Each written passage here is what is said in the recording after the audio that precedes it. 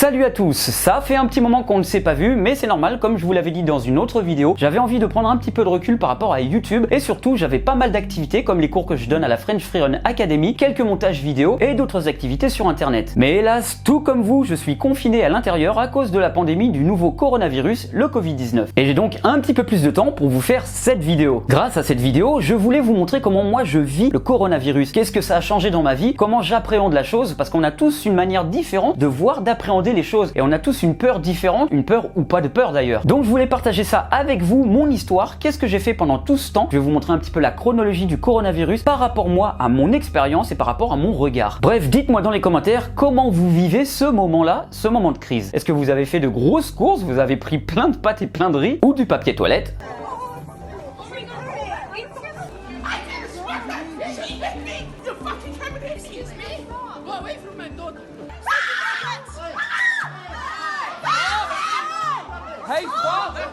Il se trouve qu'hier justement j'ai fait un article sur mon blog qui parle de cette situation-là du coronavirus. Ce que j'ai dit dans mon blog, c'est exactement ce que je vais vous dire dans cette vidéo. Donc n'hésitez pas à aller le voir pour pouvoir comparer l'article et cette vidéo. Et ça me ferait vraiment plaisir de vous voir sur le blog, de pouvoir mettre des commentaires. Il est maintenant temps pour moi de vous raconter mon histoire par rapport à cette crise, comment je vis le coronavirus.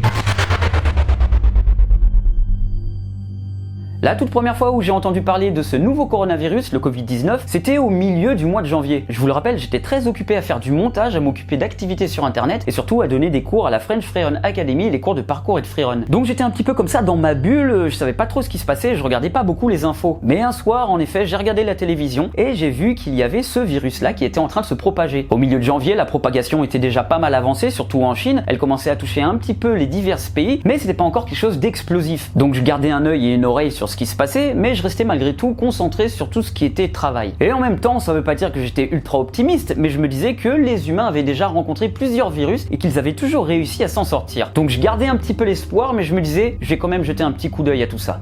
Durant ce mois de janvier, et avant d'apprendre l'existence du coronavirus, j'avais acheté des billets de train et j'avais loué une location pour pouvoir passer quelques vacances lors des vacances d'hiver au mois de février. Comme beaucoup d'entre vous peut-être et comme beaucoup de personnes, j'avais eu beaucoup de soucis à cause des manifestations qu'il y avait eu, des gilets jaunes, plus l'histoire des retraites. En plus, je devais partir en vacances de Noël à la montagne et à cause de la grève des cheminots, je n'avais pas pu partir. Donc début janvier, je me suis dit, on va peut-être partir pendant les vacances d'hiver. Pour ces vacances de février que je devais partager avec ma copine, on avait choisi un petit chalet merveilleux qui était vraiment magnifique, qui était bien reculé de la ville. En gros, des vacances détentes, pour changer un petit peu de la foule et des désordres parisiens. On avait choisi la ville de Passy, dans la région Rhône-Alpes. Le jour du départ en vacances arrive, nous sommes le 18 février et on suivait un petit peu aux infos comment évoluait le Covid-19. Malheureusement, il continuait de se propager un petit peu partout dans le monde. Mais on va dire que c'était encore raisonnable à ce moment-là. On passe donc des moments agréables à la montagne, entre balades, explorations, on découvre diverses villes, on visite plusieurs lacs gelés. Enfin bref, on profite d'un moment de détente loin de la vie parisienne. En plus, c'était magnifique de pouvoir profiter de la neige parce qu'on ne la voit plus vraiment sur Paris. Je me souviens ironiquement d'un moment pendant ces vacances, on voulait aller à Saint-Gervais avec ma copine et on était à une gare routière. À un moment donné, je parle avec des touristes, on discute, on échange, on parle un petit peu du coronavirus et bref, arrive le moment où ils doivent partir. Ils devaient se rendre dans la ville Les Contamines-Montjoie. Et à ce moment-là, comme à mon habitude, je leur ai fait un jeu de mots. Je leur ai dit, allez, bon séjour aux Contaminés-Montjoie. Je me rendais pas compte à ce moment-là de la belle ironie de ma phrase. Pourquoi? Parce qu'il se trouve que quelques temps plus tard, on a appris qu'un infecté en France se trouvait aux Contamines-Montjoie. Il avait infecté 3 autres personnes. Donc je me suis senti un petit peu con en me rappelant mon jeu de mots. En plus, nous, on était vraiment pas loin de cette ville. Je vais vous parler d'un détail qui peut vous paraître insignifiant, mais vous allez voir qu'en fait, il est hyper important par rapport à mon histoire sur comment moi j'ai vécu le coronavirus et qu'est-ce que ça m'a apporté de manière négative. Je m'étais renseigné depuis un petit moment sur la possibilité d'ouvrir ce qui s'appelle des assurances vie. Pour ceux qui ne savent pas, ce sont des comptes sur lesquels on va placer de l'argent et il y a une partie qui s'appellera le fonds euro. C'est un petit peu comme le livret A, il va y avoir des intérêts et donc à ce moment-là, on va prendre 0 risque. C'est des intérêts qui vont venir au fil des années. Et il y a une deuxième poche dans cette assurance vie qu'on peut choisir ou non, c'est ce qui s'appelle les unités de compte. Là, on va placer un petit peu de notre capital sur des instruments boursiers, donc ça va travailler en bourse. Avant de placer mes unités de compte sur des valeurs boursières, je vérifie que la bourse n'est pas en train de s'écrouler et qu'elles ne sont pas en train de souffrir du coronavirus. Les valeurs que j'avais choisies n'étaient pas du tout en train de souffrir du coronavirus, bien au contraire, elles étaient vraiment tout le temps montantes. Donc je me suis dit que j'allais placer dessus pour me sécuriser et pour gagner quelques petits pourcentages. Et j'ouvre mes contrats, j'ouvre 3 contrats d'assurance vie. Je vais revenir sur cette histoire après car vous allez voir les soucis que j'ai eu par la suite.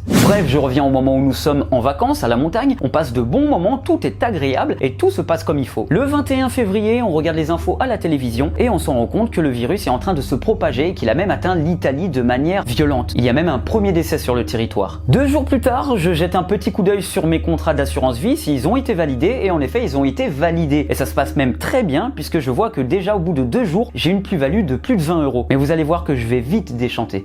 Nos vacances prennent fin et nous rentrons sur Paris le 23 février. On regarde les informations et on voit que le virus a vraiment bien évolué et qu'il est maintenant un peu partout dans le monde. La situation devient vraiment de plus en plus préoccupante. Puis le 25 février, je jette un petit coup d'œil à mes contrats d'assurance vie et là, qu'est-ce que je vois? Je vois que j'ai fait une moins-value de 120 €. J'ai perdu 120 €. Tout ça en seulement quelques jours. Je suis totalement désemparé et je comprends pas du tout parce que entre le 20 et le 25, tout allait bien, j'étais même en plus-value. Je vais sur le net, je regarde les graphiques boursiers et là, bim, le choc. Je vois que la bourse est dans le rouge, descendante, c'est le bordel. Je vois des actions qui ont parfois perdu une centaine d'euros. Bref, c'est un bordel boursier. En fait, ça faisait plusieurs jours que la bourse s'était écroulée, c'était déjà depuis le 20 février, mais moi je voyais ça sur mon compte 5 jours plus tard. Il se trouve que dans les assurances vie, il y a un temps de retard lorsque l'on voit nos valeurs, c'est-à-dire lorsqu'il y a une montée ou une descente en bourse, et ben on le sait quelques jours plus tard. Là en l'occurrence, c'était 5 jours plus tard. Bref, je vous passe tous les détails, le temps que je passe au téléphone à passer des coups de fil à mes assureurs, aux courtiers pour leur demander des conseils. J'essaye ensuite de sécuriser mes fonds sur le fonds euro, donc lui qui ne souffre pas de la bourse. Bref, c'est un véritable carnage, mais moi encore c'est pas grand chose.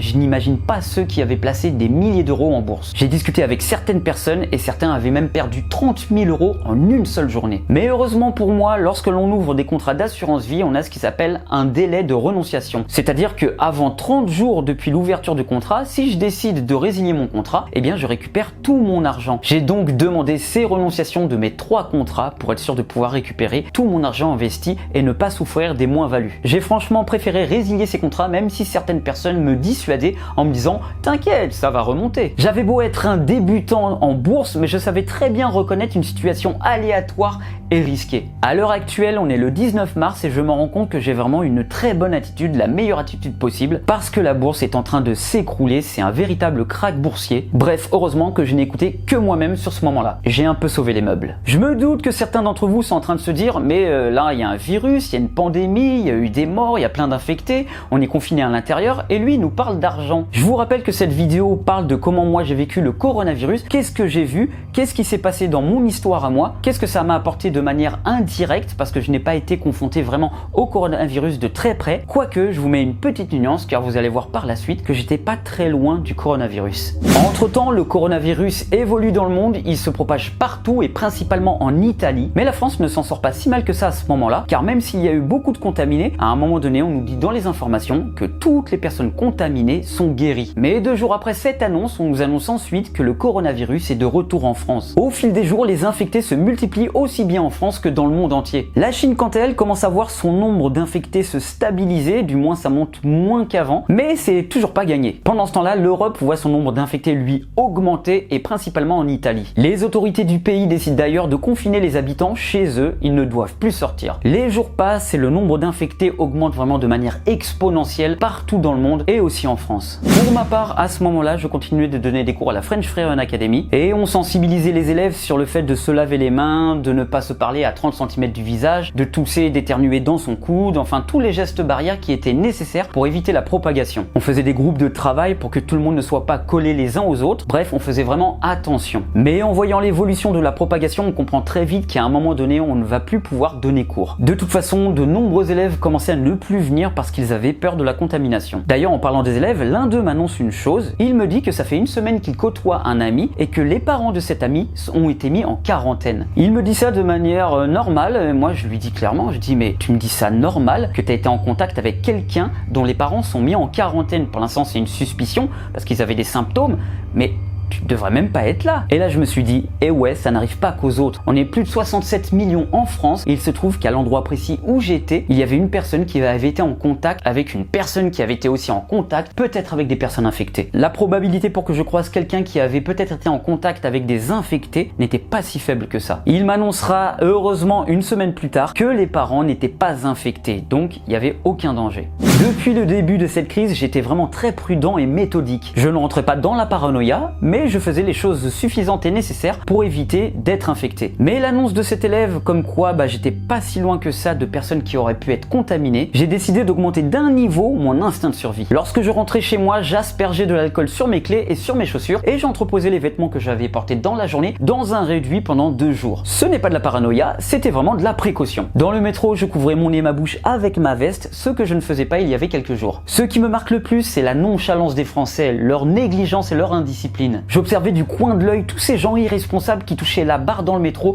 et qui se touchaient ensuite le visage. J'observais ces gens se parler à distance de moins de 40 cm. J'observais ces gens éternuer, tousser ou bâiller sans mettre leur coude devant leur visage. J'observais ces gens munis d'un masque chirurgical qui se collait littéralement aux autres passagers dans le métro. Et quelques jours plus tard, l'épidémie explose et la bourse s'écroule littéralement. La négligence de nombreuses personnes et principalement des Français a fait en sorte que le virus s'est propagé mais de manière très exponentielle. Je vois le président Emmanuel Macron, les ministres et divers médecins rappeler aux Français les gestes barrières qu'on doit adopter, comme tousser, éternuer dans son coude, le fait de se laver les mains très souvent, éviter d'être trop près des personnes, respecter la distance minimum d'1 mètre, et je vois ces abrutis, désolé du mot, s'embrasser, se réunir, s'agglutiner dans des endroits confinés et se prélasser dans des parcs à moins d'1 mètre les uns des autres alors qu'une épidémie vient de passer au stade 3 et au stade de pandémie. Je suis abasourdi par l'indiscipline des Français dans ce genre de cas-là. Ouais, je suis un petit peu vénère quand même.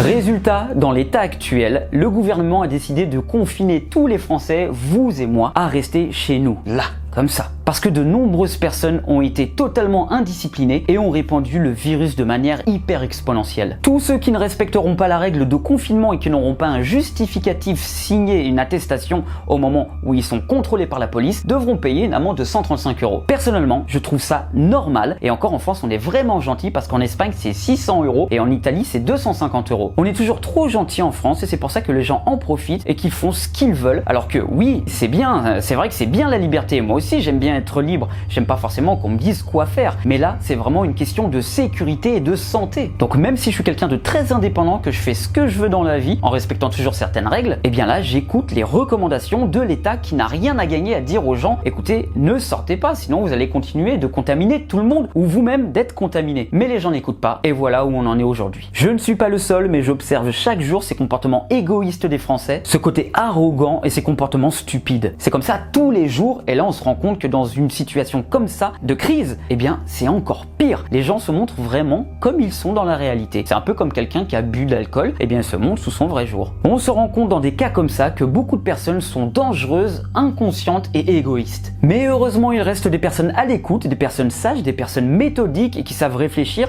et agir comme il faut dans ce genre de situation. Qui sait le nombre d'infectés qu'on va nous annoncer prochainement suite à ces idiots qui se sont rués dans les gares, dans les trains pour pouvoir fuir Paris. Tout ça suite à l'annonce de confinement du président. Encore une fois, c'est un comportement inadmissible et irréfléchi et égoïste. En tout cas, je vous souhaite de profiter de ces moments de repos, de ces moments où on peut se recentrer sur soi-même et de savourer ces petites choses simples qu'on a tendance à oublier lorsque l'on vit en société. Pour ma part, j'en profite pour préparer plein de nouvelles choses lorsque nous reverrons le jour. Et je vous ferai partager tout ça bien entendu. N'hésitez pas à me donner votre vision sur cette crise et dites-moi comment vous l'avez vécue. Et comment vous êtes en train de la vivre, comment vous vivez ce confinement. Dites-moi ce que vous faites par exemple maintenant que vous êtes chez vous. N'hésitez pas à partager vos pensées, vos peurs, vos joies. Dites-moi vraiment comment vous vivez ces instants. C'était Stéphane, voici comment moi je vis le coronavirus.